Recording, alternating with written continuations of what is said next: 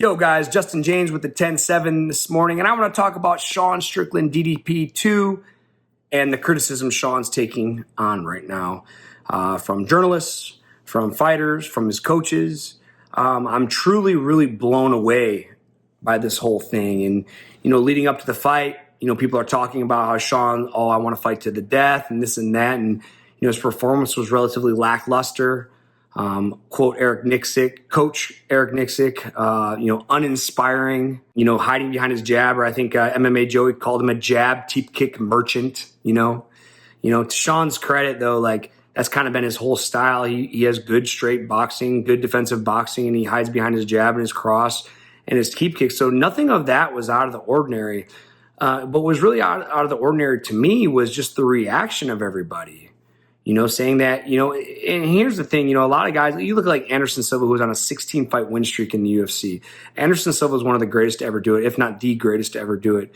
And to be able to show up time and time again, on point, ready to go, regardless of how fight camps go, regardless of how you feel, you're always going to say you feel great. You're always going to say you had a great camp. And, it just goes that way. And that's how it's been going, with Sean. But that doesn't always mean it's true. But, man, that entire fight camp was just a struggle. It was a fucking struggle. And, guys, we all have excuses as to why we didn't win or why we won and we shouldn't have won. We all fucking have excuses, and they don't fucking matter. Sean's talked about his mental health. Sean's talked about childhood trauma. Sean's talked about the demons that he's had to deal with. And going into this fight, yes, was the fight boring? Was I blown away that Sean, performed the way he did? Absolutely. But you guys got to remember, Sean's human, and that's why, again, I'm going back to Anderson Silva on a 16-fight win streak. Was when you get these guys that can win 10 fights in a row, show up 10 times on point and 5 ways to win. It's just such an incredible feat. We're not robots. You don't just push a button and we show up every single time perfect. And I really feel that, Sean, unfortunately for him, unfortunately for Eric, he just didn't show up. And I think the criticism, guys, he's human. You got to take this into account that Sean Strickland is a human, regardless of how you feel about his political views, regardless of how you feel about how he talks on the mic. Sean Strickland is human. I was in Colombia 8 weeks out, 7 weeks out, and getting stem cells on a broken bone. Again, bone healed fine, no excuse. It just kind of weighs in the back of your head. I was training with that Ritter guy, the submission guy, and he hit me the whizzer. It was already broken. And dude, I thought my arm fucking snapped. It's I got to go to Colombia. This is fucked. But all camp, this is just in the back of your head. And you just keep telling yourself, I'm fucking good. And I think this is just what all men do. All men do this. You look in the mirror and even though you're not good, you're I'm fucking good, dude. You're a fucking man. You sack up. But all camp, dude, whether it be, the staph infection, the broken arm, the having to get a visa that didn't get approved until a week, not being able to get cornermen out there. This entire camp was a struggle of I'm not good, but me looking in the mirror and saying, sack up. Sean's one of the hardest working guys in the gym. I look up to him from afar. Although our lockers are right next to each other, I look up to Sean, man. The guy is a grinder.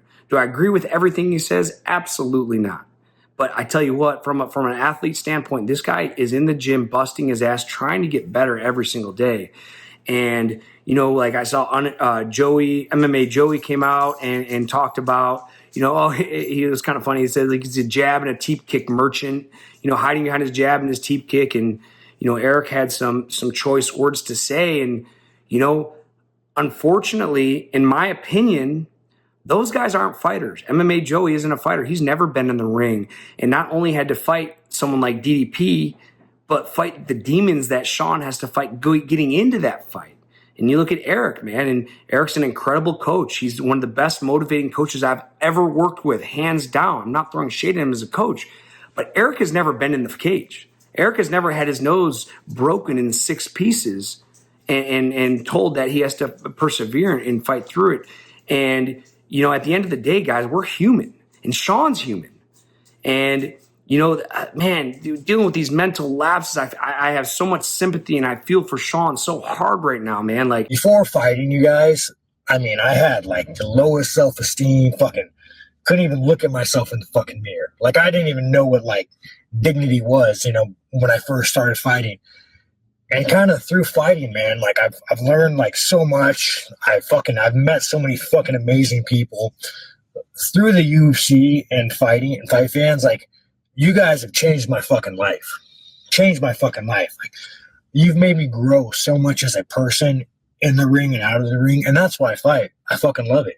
I don't want to give the wrong impression and say me and Sean are homeboys and we're drinking beer on the weekend and hanging and partying out. That's not the relationship I have with him. But we are teammates, and I see the way he is, and I see the way he trains, man. And, you know, when you're battling with these mental monsters out of the cage, and then you get in the cage and you start dealing with some adversity, and sometimes like a house of cards, it just collapses, man. And, you know, I think this is the time that, you know, I think Coach Eric needs to be behind Sean. He needs to be supporting him. And although his performance was lackluster, I mean, I was listening to like Errol Hawani's show on MMA Joey's. Eric's already talking about moving on from Sean or sitting down with him and saying he only wants to work with world champions. And I like Eric. He's a friend of mine, and he's going to continue to be a friend of mine. Will he probably be in my corner? Probably not. We have so many great guys at Extreme, Nate, Ray Cepho. We have so many savages that I would love to corner me. You know, I don't know. There's just a lot of weird stuff going on right now. And, you know, maybe there's stuff that, you know, that's under wraps, that's not being revealed right now. Maybe Sean and Eric had an argument, or maybe a minor falling out. I'm not sure. But guys, the criticism Sean Strickland is facing after a bad performance is crazy. Sean Strickland is human. He had an off day in the office. And when we look at his losses, you guys, he lost to DDP.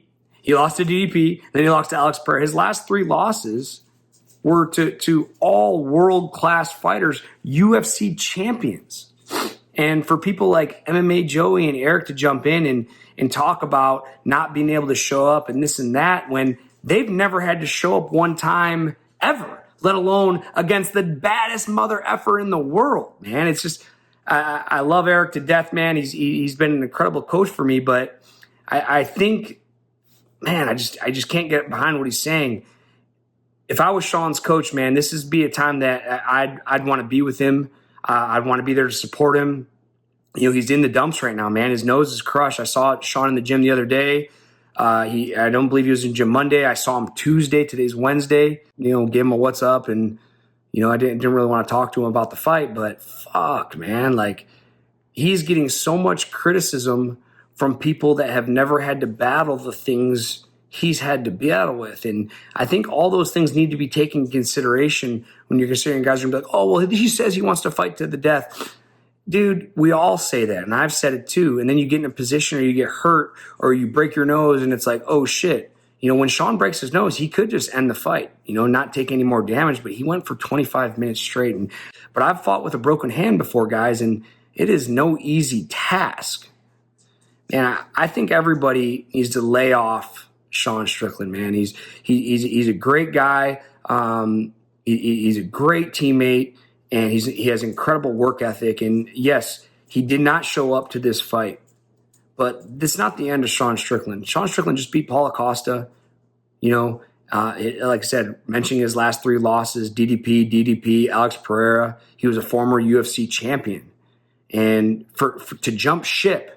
You know, when Eric talked, you know, when he was the UFC champ, I know he's really emotional about it. It was like how he brought Sean in and, you know, how we have this family and this brotherhood. It's like, I feel Sean's being abandoned right now because of a bad performance. And again, there could be things between the lines that I don't know or and the public doesn't know.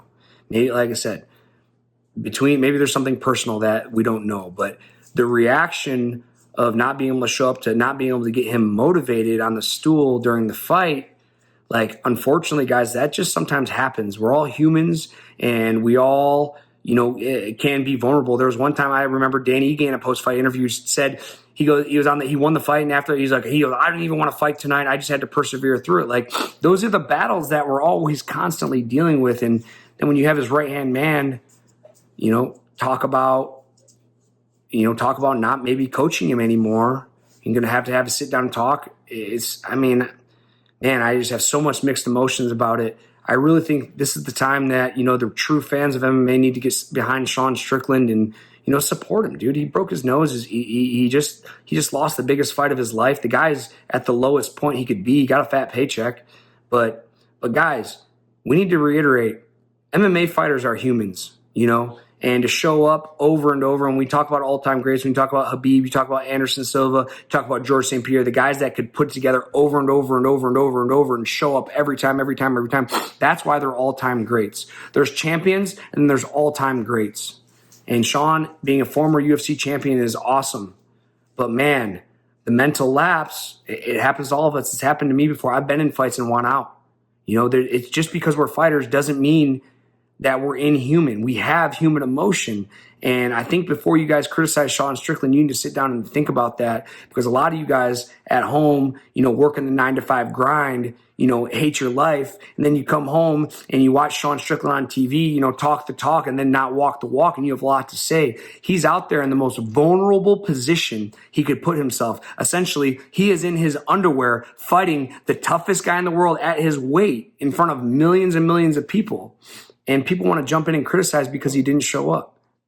Guys, Sean didn't show up. It happens. Give the guy a break. He will be back. He works way too hard not to make it back. Tell me what you think.